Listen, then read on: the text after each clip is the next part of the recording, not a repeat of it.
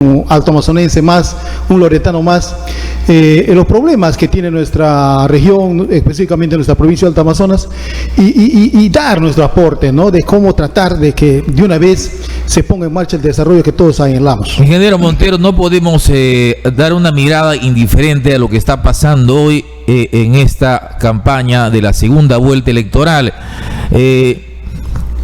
Como yo pongo permanentemente en nuestra línea telefónica para que la gente participe, y entonces leo permanentemente comentarios en relación a que el ingeniero Montero ha tomado partido por el cambio en el país. Y entonces veo que en este escenario del debate de ayer, ¿tienes algún comentario, ingeniero Montero?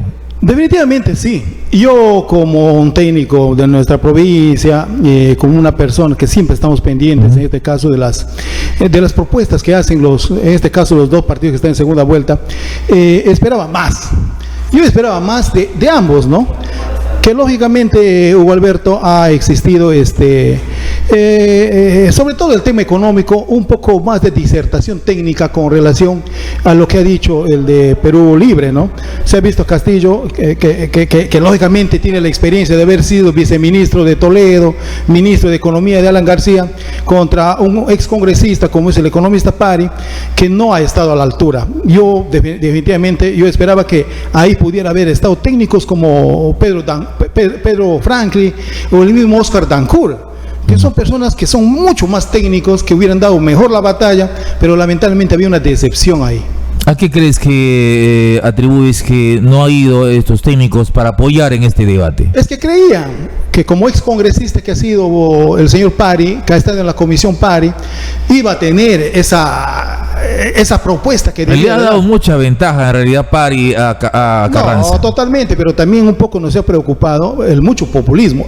Es bueno a veces hablar, ¿no?, que va a duplicar en este caso pensión 65, voy a duplicar juntos, voy a hacer, pero ¿cómo? Cuando en su momento el mismo Carranza ha sido el que lo ha hecho observaciones, por ejemplo, al mismo Ollanta en el 2011, por ejemplo. Pero por lo menos ha planteado una propuesta, el otro no ha hecho nada. Claro, pero preocupa un poco el populismo, y te digo por qué. Porque cuando tú hablas demasiado y que con una resolución, un decreto de urgencia vas a cumplir al siguiente día de haber ganado. ¿Qué debería haber dicho, por ejemplo, para usted? No, nada. Lo que se puede hacer. ¿Qué se puede hacer? Lo que se puede hacer, o sea, continuar las cosas buenas del gobierno. Estamos quebrados económicamente. Por eso yo digo el cómo. Si bien hay que analizar, hay que mirar cómo encuentra la caja fiscal. Decir, no, sí, vamos a hacer paulatinamente, pero cuando tú dices, voy a duplicar esto, voy a hacer esto, te hace un populismo, y cuando al momento que vas a tener a las calles, a la gente en las calles, y no quizás a los viejitos. Pero lo ha dicho una persona que conoce al monstruo de adentro, un ministro de Economía. No, totalmente, pero él sabe que hay un populismo ahí, y eso es un poco preocupante, ¿no? Por eso yo digo, esperaba un poquito más de ambas partes, pero definitivamente Pari no dio la... Bueno, a mí me convenció Carranza, más allá de las opiniones de la gente, porque habló específicamente del tema del maíz, del tema del trigo, que es fundamental para la vida diaria de las personas. No, yo no digo que no. Lo que pasa acá se malinterpreta. Yo le he escuchado al mismo Castillo que ha dicho que vamos a importar los productos que no producimos. ¿Qué no producimos? No producimos, por ejemplo, el trigo como debe ser. Por lo tanto, al no producir el trigo, te tiene que importar ese producto. Pero si vamos a importar papa, vamos a importar arroz, no puede. Estamos trayendo el arroz chino, estamos trayendo el arroz uruguayo, estamos trayendo la papa holandesa, cuando nuestra papa se pudre ahí, cuando el arroz se pudre acá mismo en Yurimaguas. Pero el arroz no crece solo, ingeniero Montero. No, totalmente. Tenemos una producción y hay que darle seguridad productiva, seguridad alimentaria a nuestra población y traer lo que no produce. ¿Por qué cerrarnos al mercado en el tema de arroz, por ejemplo? Yo no creo que sí, yo no creo, sino que hay que dar y que imitar lo que hacen otros países. Porque si nos cerramos al mercado, claro, hay que darle protección a la agricultura, correcto, pero no se puede cerrar las importaciones porque hay arroz de todo tipo de calidad. Totalmente, pero también tenemos una buena producción nuestra que muy bien podemos proteger lo nuestro con controles arancelarios, controles tributarios. Como se hacía anteriormente un precio de refugio para el agricultor. Totalmente, entonces hay que proteger a nuestros agricultores para que lo sea rentable estar en el campo. Entonces, si no protegemos, no va a tener ganancia y por ende va a estar en otras cosas que no significa lo que él conoce, lo que él sabe. Pero eso falta decirlo, ingeniero Montero, porque eso decir no a las importaciones de los productos que producimos, pero ¿qué producimos? Arroz, ¿qué más? Claro, papa. Tenemos una diversidad acá en el Perú, específicamente en Loreto, en la costa, en las diferentes regiones, de acuerdo al clima, hay producción. Entonces, por lo tanto, hay que proteger esa producción nacional. No voy a decir que en la época, por ejemplo, de ENSI, que era que finalmente el que aglomeraba toda la producción agrícola, era prácticamente un monopolio. El Estado prácticamente no sabe administrar. No, eso. Se importaba la leche. No te olvides que se importaba de casa, por ejemplo, en el caso de casa. Claro, la empresa comercializadora de arroz, por ejemplo. Claro, pero no había un trabajo netamente técnico, no había un trabajo de acuerdo al mercado. Pero ya el Estado administrado, ingeniero Montero. Lógicamente, entonces lo que tienes que hacer es asegurar la seguridad alimentaria, asegurar de acuerdo al mercado, de acuerdo al consumo que tiene el país y distribuirlo esto por zonas, de acuerdo a los lugares en los cuales estás produciendo. Pues, caso nosotros que tenemos para producir hasta 5.000, yo diría hasta 8.000 hectáreas de arroz bajo riego en esta rica cuenca, no solamente de Llanossi, tenemos en lagunas, tenemos la zona de lagunas, que es netamente zona para el arroz, por ejemplo. Tenemos en el Alto Guayaga, Pero usted sabe perfectamente que nuestro arroz no va a competir con el arroz de la costa, ¿no? Claro, igual el maíz.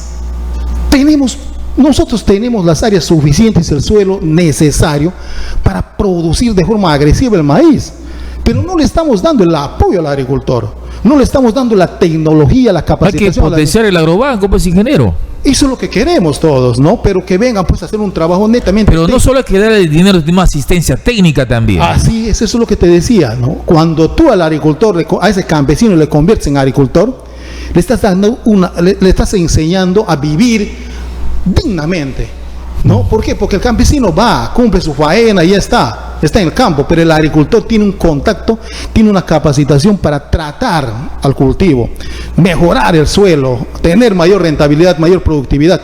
Entonces allá tenemos que apuntar, Hugo Alberto, allá tenemos que ir, o sea, primero lo nuestro. Porque en caso contrario, si vamos a seguir importando arroz, vamos a seguir importando papa, le estamos dando trabajo a esos países, a esos agricultores de otros países. Yo le pregunto a usted, ingeniero Montero, usted que es un ingeniero que conoce bastante este tema también, ¿por qué el Perú importa papa, por ejemplo, de Holanda?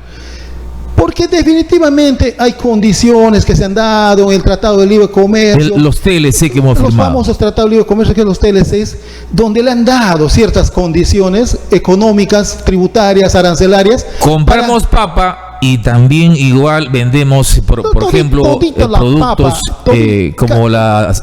entiendo yo, la palta, el arándano, ¿qué más? No sé qué más exporta el Perú en temas agrícolas, ¿no?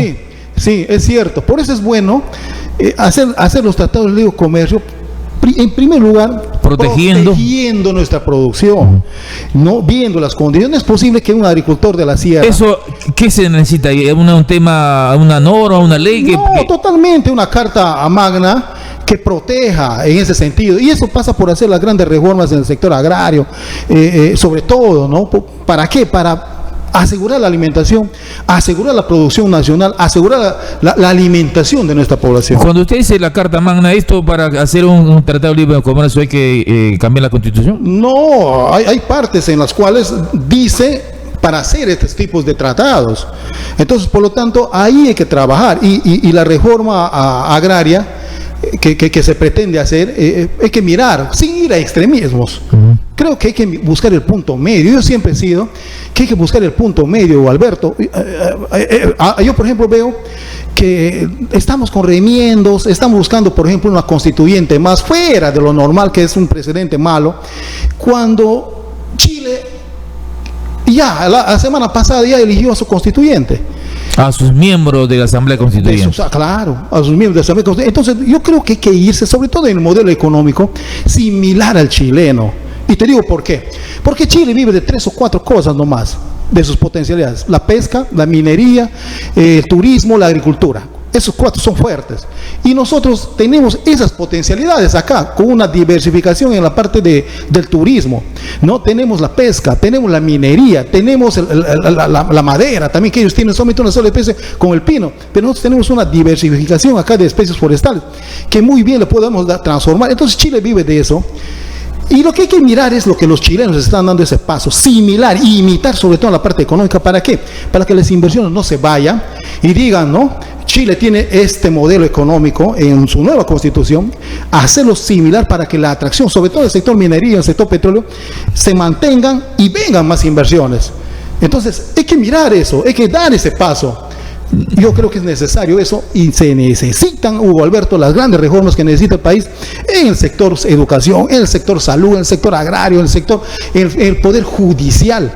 Todo eso yo creo que es momento de dar ese paso ya, y no estar ahí, como te digo, con lo mismo, que es un riesgo para el país. Mira lo que está pasando en Colombia, ¿no? En Colombia muy fuerte, producto de que quizás ellos todavía siguen reteniendo esa economía, pero ya muchos están dando este paso, como es el gobierno chileno, que es un gobierno... La pandemia nos ha hecho prácticamente conocer lo flojo que hay muchas cosas en el Estado peruano y también en Colombia. Estaba leyendo ayer también que el Estado colombiano quería llevar impuestos al 73% de los ciudadanos colombianos para que paguen más impuestos cuando la economía está quebrada en varios lugares de Colombia, y solo un porcentaje mínimo a las grandes empresas. Eso es el problema, que nuestros grandes empresarios, sobre todo las transnacionales, los empresarios grandes acá, que están en la CONFIEP, en la Sociedad Nacional de Industria, no pagan. O sea, les gusta ganar, cuando lo correcto es pagar ya un poco más. Pero en estos momentos donde quebró la economía. Mira, Colombia, ¿qué quería hacer con su reforma tributaria? ¿A dónde se ha ido? Más de 40, casi 50 muertos, 800 y tantos desaparecidos. Entonces, ¿queremos eso para nuestro país? No. Colombia ha hecho de que ante esta reforma tributaria lo pague la clase media hacia abajo y no tocar a los grandes. Cuando Joe Biden entró, el nuevo presidente de los Estados Unidos, del 21% que pagamos los tributos, los grandes, los que más tienen, los multimillonarios, los que ganan más de 4.400 millones anuales al año, del 21% se ha ido casi al 30%, ha hecho la propuesta y nadie se ha dicho nada. Es que en ese país hay millonarios, totalmente, por ejemplo. Pero también nosotros tenemos la gente que puede aportar más, si no es que ellos no están Pero dispuestos. En el Perú no hay millonarios, ingeniero Montero. Hay tremendos empresarios. Serán pues como 5 millonarios, el resto son clase media. Por eso es bueno mirar los niveles, hacer las evaluaciones económicas de acuerdo a los niveles, quienes están ganando a tantos millones de soles que permitan aportar un poco más. ¿Para qué? Para poder evitar esta gran presión que tenemos y necesitamos. ¿No es suficiente el pago de sus impuestos de estos empresarios? No. Deben pagar más. Deben ser conscientes. Ellos quieren llevar el 80-70% de las utilidades y eso va a reventar. ¿Y cómo se calcula eso? No, definitivamente. Porque eso es un discurso a veces para el populoro. 70% se llevan los millonarios. Y cuando yo veo ahí veía ayer documentos reales, mis impuestos son miles de... por ejemplo, en el caso de Acuña, paga 100 millones de soles al año en impuestos. Seguro, pero en la parte minera se llevan demasiado. Ellos saben. Entonces, por lo tanto, yo creo que pagar un 10, un 15% o quizás un 20% más, o sea, un 50-50, te permitiera tener tus utilidades, seguir, pero a la vez aportar al Estado para cortar esas brechas que tenemos, que son grandes en educación, en salud, que en agricultura. O sea, tratar ¿qué hacer con tanto dinero si gran parte de ese dinero sigue la corrupción?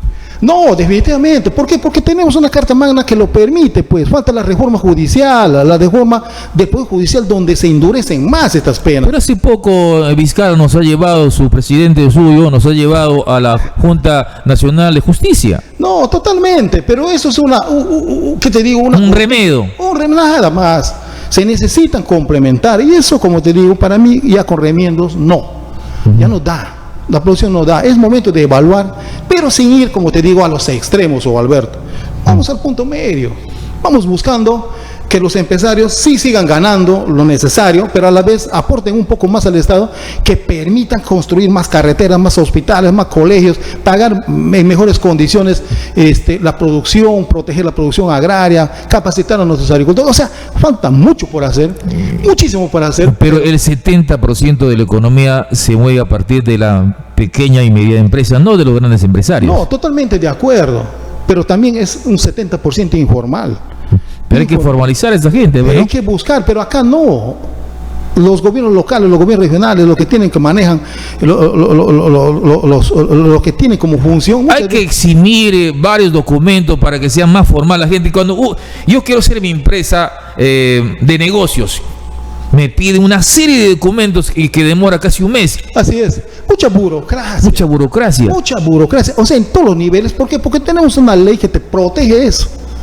Pero si tuviese una ley donde sanciona que aquellos que ponen paredes ahí al desarrollo, al emprendimiento, al pequeño emprendimiento, y darle facilidades, estoy seguro que ese 70% bajaría anualmente. Pero también tiene que ver mucho la conciencia del ciudadano, del funcionario también, ingeniero Montero, no. Porque a veces está un funcionario también, sabe que el Estado le paga y pone cortapisas al que va a pagar sus impuestos. Eso es muy cierto, Alberto.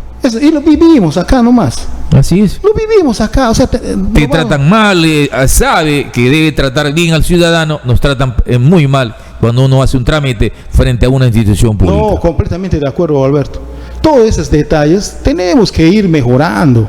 ¿Para qué? Para que el pequeño emprendedor, el chiquito, se sienta, mejor dicho, protegido, ¿no? Se sienta protegido. Y eso es lo que se quiere. Tú quieres poner una pequeña bodega, te van, te cierran, te negocian, te pujan todo, cuando al contrario hay que darle las facilidades para que el señor salga, de repente darle un cierto tiempo para que no pague sus impuestos, darle ciertas para empezar a flexibilizar eso para que pueda el hombre salir.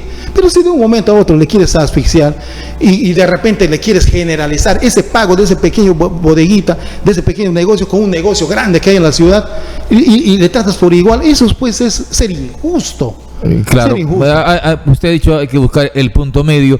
Vamos a hacer una pausa, ingeniero Montero, para retornar y seguir conversando. También hay invitados que han llegado el día de hoy. Ojalá podamos compartir ampliamente este tema que interesa al peruano en esta etapa de la segunda vuelta electoral. Vamos a una pausa pequeña y retornamos aquí en Uranio Noticias, edición matinal. Nos preguntan si es verdad que las empresas mineras transnacionales dejan solo un 30% y se llevan fuera del Perú el 70%. Esto es falso.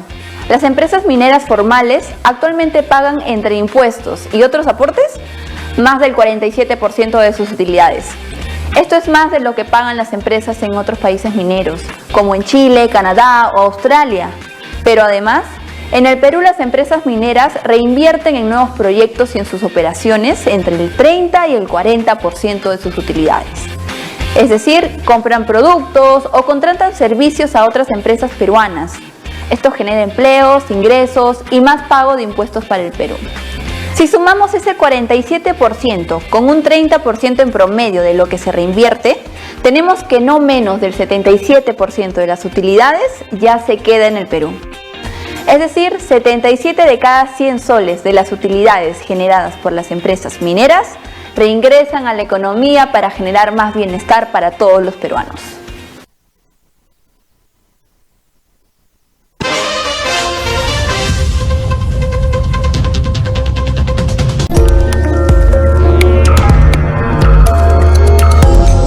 Estás viendo Uranio Televisión.